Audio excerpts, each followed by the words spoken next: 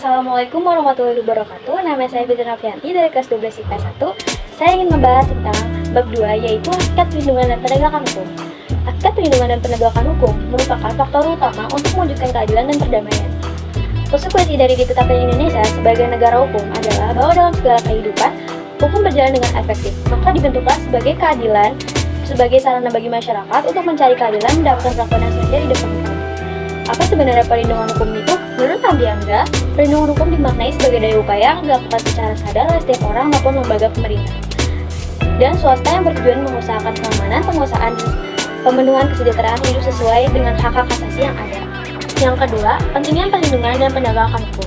Sebagai negara hukum, Indonesia wajib melaksanakan proses perlindungan dan penegakan hukum. Negara wajib melindungi warga negaranya dan berbagai macam ketidakadilan, ketidaknyamanan, dan penyimpangan hukum. Selain itu, negara mempunyai kekuasaan untuk memaksa seluruh warga negaranya untuk melaksanakan sesuai ketentuan-ketentuan yang berlaku. Ada pula yang ketiga, peran hakim sebagai pelaksanakan kekuasaan kehakiman.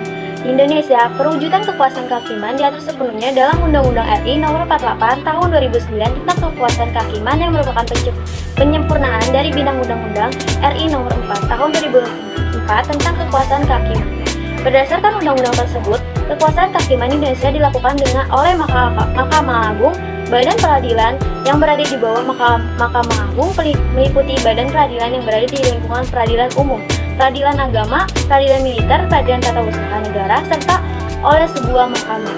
Konstitusi lembaga-lembaga tersebut berperan sebagai penegak keadilan dan dibersihkan dari setiap intervensi baik dari lembaga legislatif, eksekutif maupun lembaga lainnya.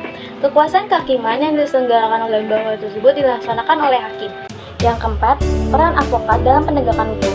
Advokat adalah orang yang berprofesi memberi jasa hukum baik di dalam maupun di luar pengadilan. Jasa hukum yang diberikan merupakan memberikan konsultasi hukum, bantuan hukum, jalan kuasa, mewakili, membela, mendampingi, dan melakukan tindakan hukum.